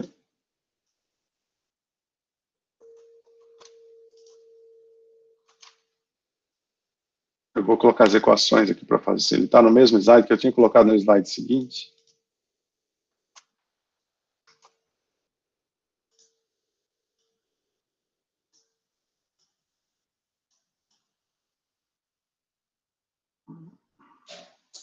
Não está dando aqui. Não está cabendo. Eu vou colocar, vai ficar um pouco pequeno, mas qualquer coisa eu vou e volto nos slides aí, tá? Deixa eu fazer aqui. Então é um jato d'água. É parecido com esses que a gente está fazendo. Então, um jato d'água com velocidade V0 aqui. Certo? Ele está batendo num cone. Esse cone aqui, a água está sendo desviada aqui no cone para um ângulo de 30 graus. Então, cuidado que, olhando de cima aqui, eu tenho a água saindo em toda a lateral aqui, certo? Como se aqui fosse a água, certo? Já desenho melhor isso daqui. Mas a água está saindo por toda a lateral aqui do cone, certo? Então, esse jato está batendo no cone, eu vou assumir que é tudo simétrico e tal, então não vou ter forças na direção Y aí, a força vai ser só vertical, certo? Porque por simetria na direção horizontal ele vai ser 0. E eu tenho uma quantidade de movimento aqui que está saindo aqui. E na direção vertical aqui, essa quantidade de movimento vai estar diminuindo, porque eu estou diminuindo esse ângulo. E ele quer saber qual é a ele quer saber qual é a massa que eu tenho aqui desse meu sistema para manter esse sistema em equilíbrio, parado, certo? Então, vamos lá. O jato tem um diâmetro D, certo? Então, por aqui eu consigo calcular a área do jato. Ele vai bater nesse objeto cônico aqui. Ele quer saber a massa combinada, né, do cone mais a água, ou seja, a massa desse sistema aqui. A gente já vai desenhar o volume de controle, para ser suportada pelo jato e ficar parada. Tá? Então, toda a geometria é conhecida, né? A velocidade é conhecida, a altura é conhecida, tanto a altura total aqui quanto a outra, o diâmetro, o ângulo, e ele quer saber exatamente a massa que a gente vai fazer para manter o sistema parado. Tá? Então, as equações que a gente vai usar são essas três, certo? Equação de conservação de massa, equação de Bernoulli e equação de quantidade de movimento. A equação de quantidade de movimento na direção Z, porque é só a direção Z que está sendo afetada aqui. Acho que não ficou tão pequeno, acho que dá para ler, né? Premissas aqui, o regime é permanente, eu não tenho atrito aqui nenhum, né? Sistema ideal, tal, para a gente começar a calcular. Eu tenho uma linha de fluxo, né, que entra aqui e sai aqui, então eu posso aplicar Bernoulli. É incompressível, porque é água e ele está toda a pressão atmosférica, então a massa específica não vai mudar, também bem razoável fazer essa premissa. O fluxo é uniforme, ou seja, eu estou desconsiderando um pouco o atrito aqui com as pás, tal, mas a princípio isso também não é muito ruim. E eu tenho pressão atmosférica de todos os lados, sistema aberto. Tá? Deixa eu só desenhar de novo isso aqui para quem ficar em dúvida. Então, olha, a vista superior aqui,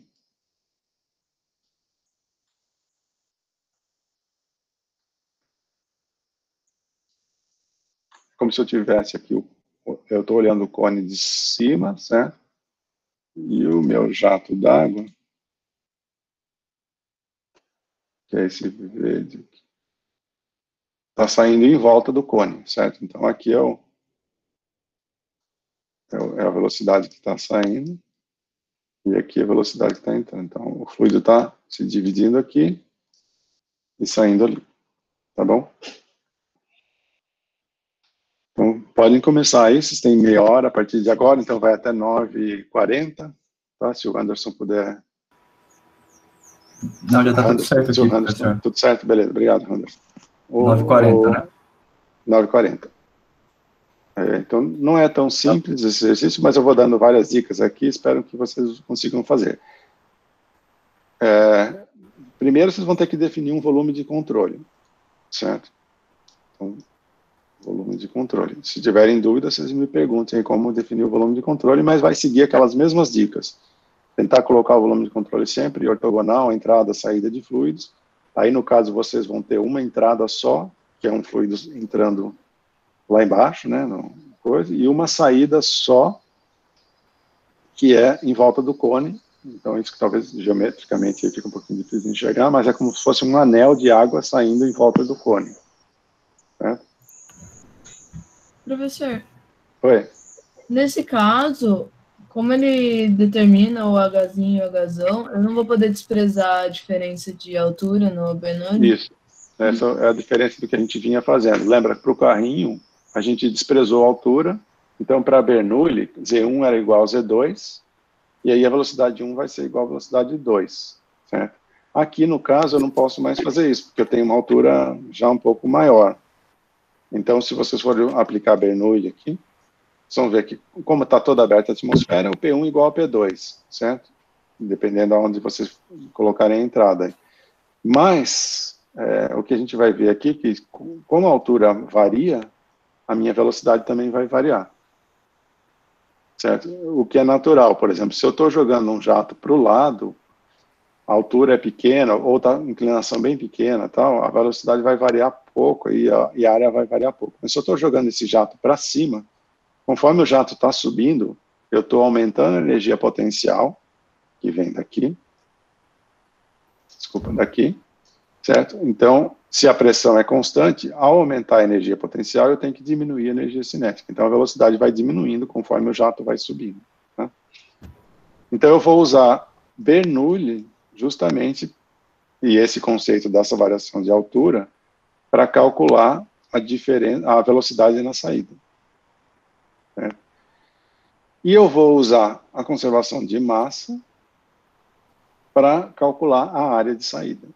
Certo? Então, eu não sei inicialmente qual a área de saída, eu sei o diâmetro aqui de saída, então aqui eu sei a velocidade, sei o diâmetro, eu consigo calcular a quantidade de movimento, certo? Então, se eu aplicar meu volume de controle aqui, por exemplo, eu sei essa quantidade de movimento.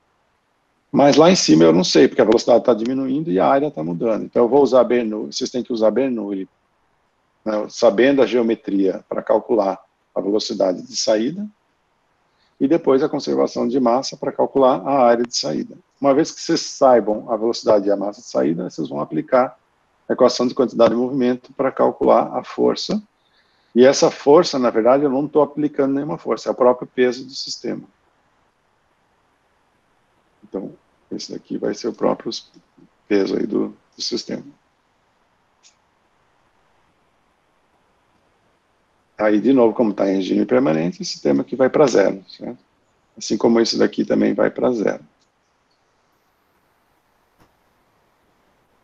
Então, qualquer dúvida que vocês tenham, vão me perguntando.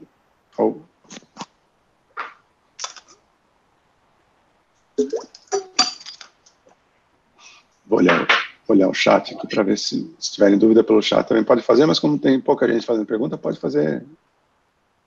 Professor, gravidade é 10? Pode usar 10. O rua d'água, se precisar, pode usar 1000.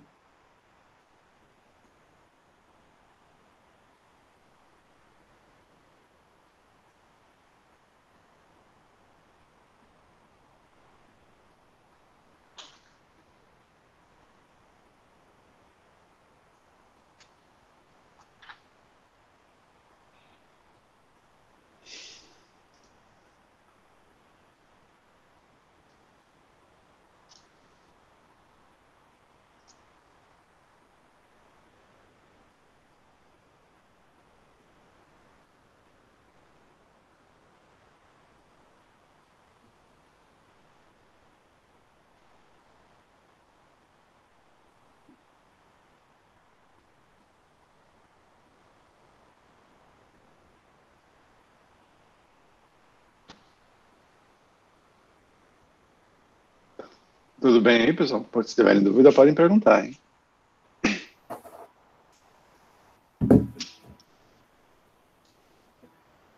O que talvez seja mais complicado nesse exercício é entender a geometria aí, que quando eu fiz nos anos anteriores, as pessoas tinham uma certa dificuldade. Eu não tenho duas saídas, né? Uma da esquerda, uma da direita. É uma saída circular aqui, dessa vista superior, certo? Eu estou saindo com fluido em tudo aqui. E ele está saindo a 30 graus. Ele tem uma componente radial de saída, mas que para a gente, como é simétrico, eu não preciso calcular. Certo? Ô, professor. Oi. Eu estou com uma dúvida na parte do Bernoulli para achar a velocidade de saída, porque você vai fazer a variação de altura em relação à base do cone até a saída, com Hzinho Hzão, ou lá do começo até... Essa é uma boa pergunta, por exemplo. Vai depender do volume de controle que vocês vão desenhar, certo? Então, se você desenhar esse volume de controle aqui, ó, vou colocar em uma outra cor aqui. Eu desenhei esse, e a saída ortogonal, exatamente. Isso, se você desenhou exatamente esse, saída ortogonal, aí a sua entrada é aqui, certo? Então, você vai pegar uma linha de controle que vem daqui. Se você desenhar esse, também a solução vai ficar igual, mas aí você vai ter que calcular também uma distância H, então vai dar na mesma. É melhor fazer isso, isso já resolve direto, né?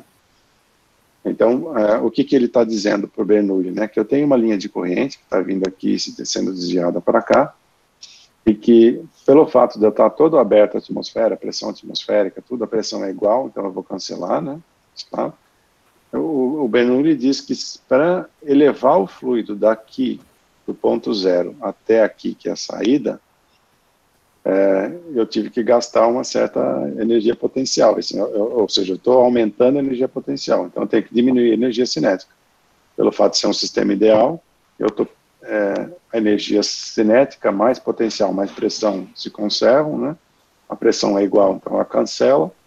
Para aumentar a altura, eu tenho que diminuir a velocidade. Então você pode usar isso para calcular a velocidade de saída. E, na verdade, você vai calcular o módulo de velocidade de saída, certo? Por Bernoulli, ele está se importando com o módulo. Então, o que eu estou calculando aqui é a velocidade de saída, mas ele vai ter uma componente em Z e uma componente radial aqui. A radial se expressa, né? Porque eu não estou calculando a quantidade de movimento radialmente. Eu estou calculando a quantidade de movimento em Z. Então, eu ainda tenho que considerar esse ângulo.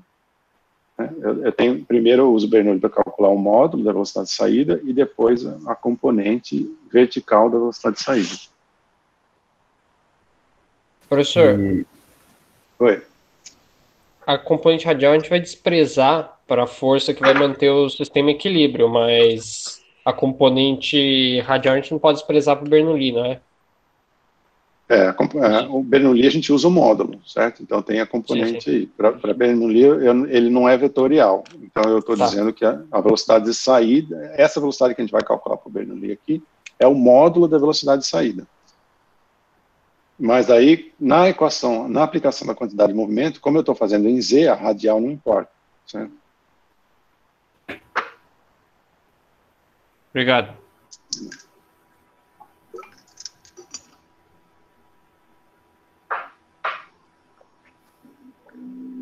Professor, desse jeito que eu tinha feito o volume de controle, eu só vou ter a influência da energia potencial na saída lá de cima, né? Porque a saída de baixo a altura é 0, então não tem potencial. Então, assim como... lembra na equação lá? Assim como o que importa é o diferencial de pressão, aqui o que importa é o diferencial de potencial, certo? Então, você tanto faz... você vai ter que colocar um sistema de referência. Se você colocou aqui, certo? O Z aqui, então o seu Z lá de baixo é 0. Mas se você colocar lá em cima, também dá certo. Se eu colocar o meu XY lá em cima, na verdade o Z de baixo é negativo e o de cima é positivo. Então, o que importa, na verdade, é o delta, né?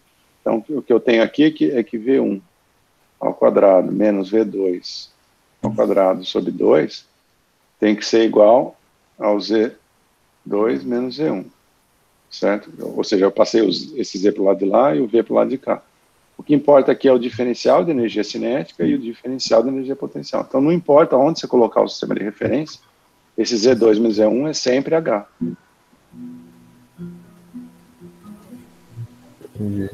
É que eu tenho que arrumar aqui, mas é que estava dando raiz de um número negativo, eu achei estranho. Estava alguma coisa errada.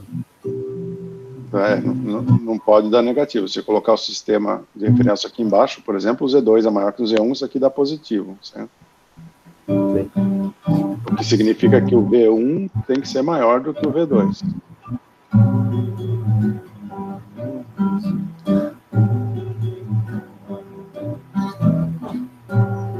Só tem alguém ouvindo uma música aí, mas...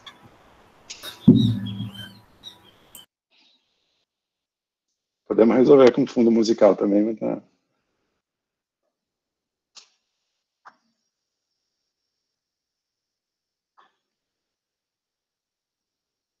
Tem alguém que não está conseguindo, tem alguma dúvida aí, podem perguntar. Professor, eu estou um pouco em dúvida na aplicação da equação da conservação de massa. Não entendi muito bem como que eu vou fazer ela. Tá.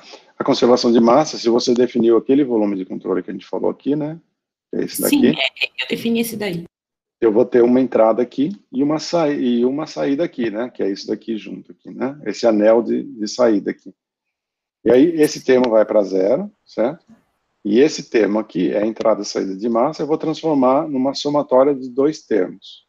No termo 1, eu tenho o ρ VA da entrada. Como o dA está saindo e o V está entrando, ele vai ter um sinal negativo. Então, vai ser menos ρ V de entrada e a área de entrada, certo? Sim. Esse V de entrada é o próprio V0, certo? E a área de entrada você consegue calcular porque ele deu o diâmetro do jato aqui. Mas eu não estou entendendo, a área de saída é a minha incógnita, é o que eu quero achar. Isso, a área de saída, então isso daqui vai ser, ou seja, mais, eu vou pegar aqui o segundo termo agora, o ρ V área de saída.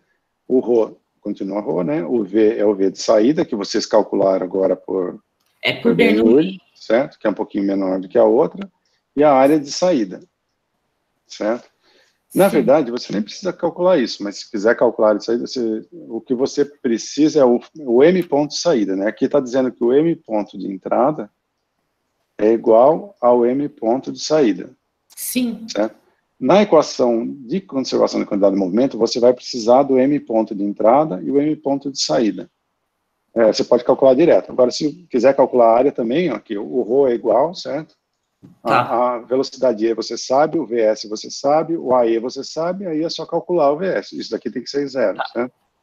Tá. você calculou o AS. Agora, você pode nem precisa calcular o AS, na verdade, porque você não vai precisar do AS lá na equação de quantidade de movimento, o que você vai precisar é do M.S. Mas tanto faz um quanto o outro. Que ao aplicar essa equação aqui, eu vou ficar com FBZ, isso aqui vai para zero. Aqui é a mesma coisa, eu tenho uma entrada, uma saída, certo? Então eu vou ter aqui o FBZ igual a esse termo aqui, por exemplo. Então, isso daqui basicamente vai dar o M ponto de entrada vezes a velocidade de entrada, e o M ponto de saída vezes a velocidade de saída. E aí você tanto faz calcular a área de saída ou o M ponto de saída. É isso que você vai precisar. E esse VS que eu uso já é o VS só na direção Y, né? Eu estou chamando de Z aqui, mas é o V de saída. Esse VS aqui é um módulo, né? Sim, Como eu falei no anterior, deixa eu pegar uma outra cor aqui. Esse módulo que você calculou que é o VS, é esse VS aqui, certo? Que está saindo aqui. Eu já tenho que aplicar decompor 30 graus, né? Decompor os componentes. Isso. Para efeito do Bernoulli, é um módulo que você usa. Para efeito de quantidade de movimento, desculpa, para massa, é um módulo que você usa nessa equação aqui, porque as duas equações não são vetoriais, certo? Tanto essa quanto essa não são vetoriais, então eu estou usando o módulo. Mas para efeito da quantidade de movimento, aqui você continua usando o módulo, né? Porque eu quero saber se a massa está entrando ou saindo, mas aqui é a componente vertical da velocidade. Que no caso da entrada, eu só tenho a componente vertical. Mas no caso da saída, ela vai ser decomposta em duas componentes. Uma que é a radial, né, que vai sair aqui, é o jato que está saindo para fora aqui, e a outra que é para cima, que é essa componente aqui, que é o VS na direção Z. Esse VSZ que é o W, certo? Sim, sim. E aí com todos os sinais envolvidos, aí cuidado, né, que na entrada a massa está entrando, então tem um sinal negativo, na saída o sinal disso aqui é positivo, e se vocês definiram o eixo Z para cima, a força FB aqui é para cima e o W é para cima, então é isso que vai dar um sinal, que aí ele vai ter que dar uma força negativa, certo? A sua força negativa é justamente o peso do sistema aí para baixo.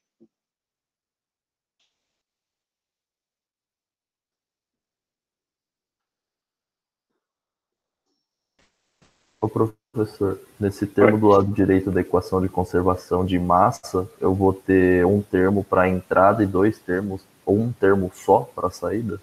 É um termo só, é isso que eu tento enfatizar, porque Pelo ele é fato um de ser anel radial, de saída, né? É. Ele não tem duas saídas aí, como no desenho parece, ele é radial, então ele é uma saída só que é um anel. Teoricamente, vocês, calculando a área de saída, vocês poderiam até calcular a espessura desse anel, mas não precisa, né? Na verdade, não precisa nem do A de S aqui. O que você vai precisar é do M.S. Para na hora de calcular aqui, eu já calculo M pontos, certo? Mas se quiser calcular o AS, ele é a área disso aqui, né? É essa área aqui, né? Mas nem precisa saber se é um anel ou não, porque ele não tá, ele poderia pedir qual que é a espessura do anel, essas coisas, mas a princípio ele não está perguntando isso, né?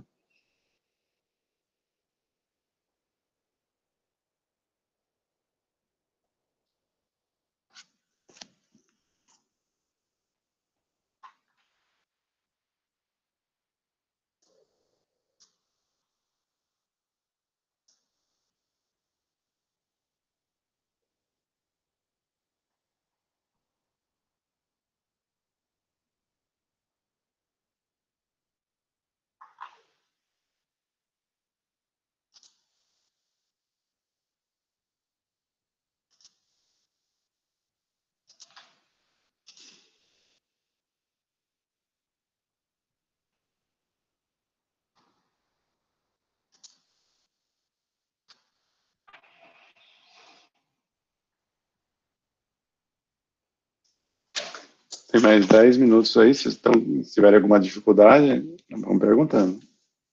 De novo, o objetivo desse exercício aqui não é nem a nota em si e tal, é mais você realmente entenderem o conceito e ver se consegue aplicar esses conceitos que a gente está vendo aqui, né? Então, podem fazer pergunta à vontade. Professor, só confirmando, o ρ vai ser 1? O ρ aqui é 1000, né? É a água. Eu não sei se vai precisar para a solução, mas se precisar, você pode considerar 999 ou 1000 kg por metro cúbico. Ok, é que eu acho que na terceira... Vai precisar sim. Vai precisar. Vai precisar sim, né? Beleza, então, obrigado. E a gravidade, o senhor pode usar 10 mesmo, né? Ou 10, 9,8, e pode ser 1000. Pode usar 10 de gravidade e 1000 de... O ρ é 1000 kg por metro cúbico e a gravidade 10, né, metros por segundo quadrado. Professor, Oi. Na quantidade de movimento, a entrada é vetorial, né? Então, na velocidade de saída, tem que considerar esse ângulo de 30 aí? Sim, é o que a gente estava vendo aqui, né? Na saída, o que eu calculei por Bernoulli lá era a velocidade de saída em módulo, mas ele vai estar saindo com 30 graus. Então, ele tem uma componente para fora aqui, que é esse daqui, né? Mas para efeito do equilíbrio do peso, o que importa é só o vetor para cima, certo? Então, é a velocidade de saída vezes esse ângulo seno ou cosseno, dependendo de onde você está colocando o grau. Entendi, obrigado, professor. Cosseno de 30, né?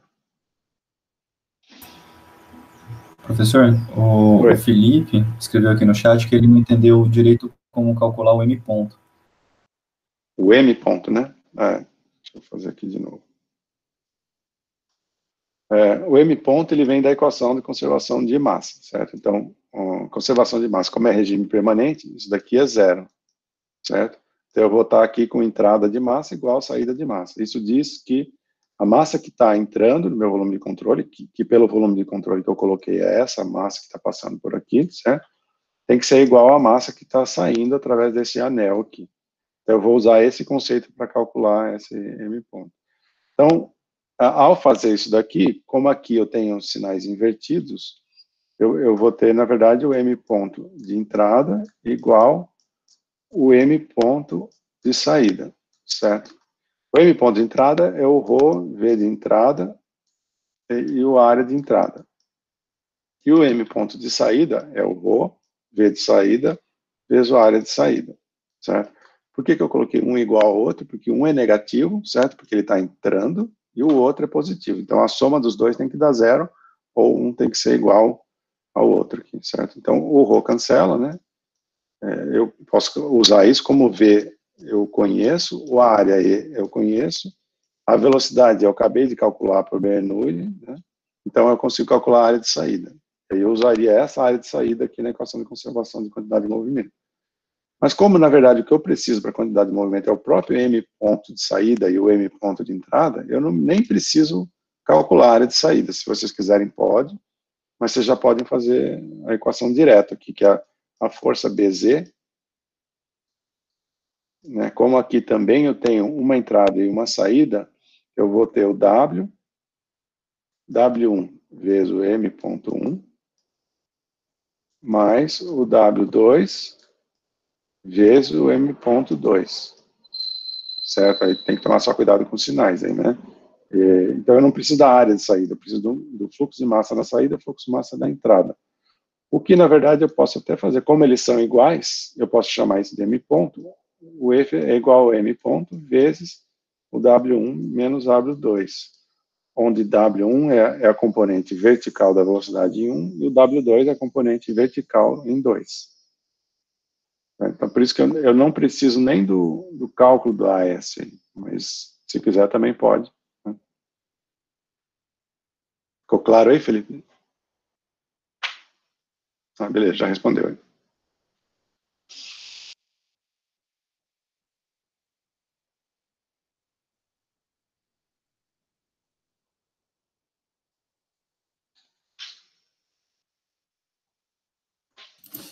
Professor, na última parte da questão, ele fala para estimar a massa do volume de água apenas, do volume de controle. Como que eu faço para chegar nessa estimativa? Porque essa parte eu não consegui visualizar muito bem. Eu acho que não vai dar tempo para vocês resolverem isso aqui, mas seria, o volume de água seria o seguinte, por exemplo, se você, ele deu o diâmetro do cone que deu, né? Ele deu o ângulo, né? Não precisa fazer essa parte aqui, mas seria o seguinte, essa parte que vocês calcularam, vocês estimaram a massa combinada, certo? Como vocês calcularam a massa combinada, vocês calcularam, na verdade, a massa somada de água mais cone. Como eu sei a massa do cone, que é o que ele deve estar dando aqui, deixa eu ver se ele tem que ter dado, vocês precisam tentar calcular M, eu devia ter arriscado essa parte aqui, que é um pouquinho mais longa, mas eu teria que calcular o volume do cone, pegar o peso do cone, subtrair dessa massa que vocês calcularam, e essa é a massa que está sendo estimada. Essa seria uma forma de calcular, certo? A outra seria geometricamente, né? Eu sei essa área aqui, que a gente acabou de calcular, eu sei essa área aqui, que eu posso calcular também, mas não precisa, isso daí é mais geometria, tal, não tem necessidade de fazer essa parte aqui. Eu quero mais que vocês calculem aí a massa, essa massa combinada aqui de cone mais água, tá? Que é a primeira parte da questão aqui.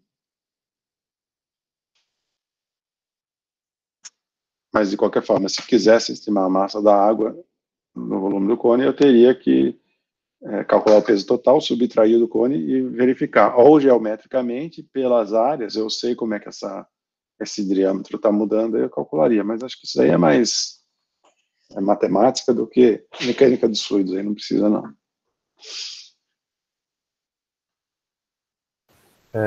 Eu não tinha escutado, o Rho é 1 mesmo, então? O Rho é 1000, né? 1000, 1000, tá certo. Obrigado.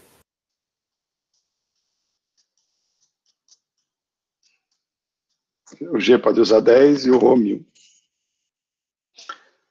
O Rho da água, muitos exercícios vão ver que a gente nem dá mais, que a gente trabalha preferencialmente com água justamente por isso. A gente conhece as propriedades, então tanto a viscosidade quanto o Rho, vocês vão ver que vão ficar bem familiares para vocês ao longo do curso. Aí, às vezes até a gente esquece de idade tão comum que é a gente trabalhar com água, e como vocês vão ver em MECFLOW 2, que é com área ideal, aí, né? A gente vai ver também a mesma coisa.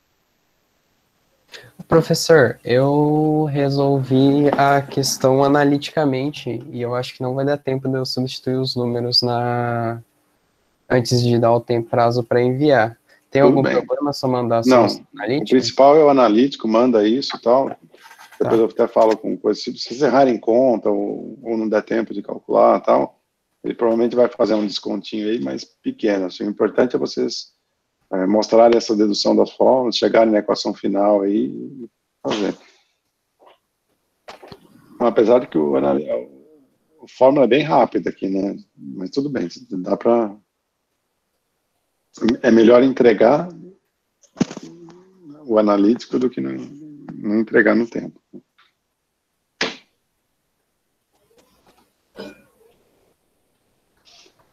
E o motivo pelo qual a gente está também cobrando em meia hora, aí sim, é para vocês também se exercitarem a resolver os problemas de maneira meio rápida, né? Porque numa prova vocês vão ver que vocês vão ter 4 questões para 2 horas, é basicamente meia hora cada uma, é mais ou menos o tempo que vocês têm para resolver essa equação, que é esse problema, né? É isso, tem que tentar ir aplicar logo as equações, aplicar e chegar naquilo lá. Então, a gente vai exercitando não só a solução, mas também o tempo de resolver aí os problemas, tá?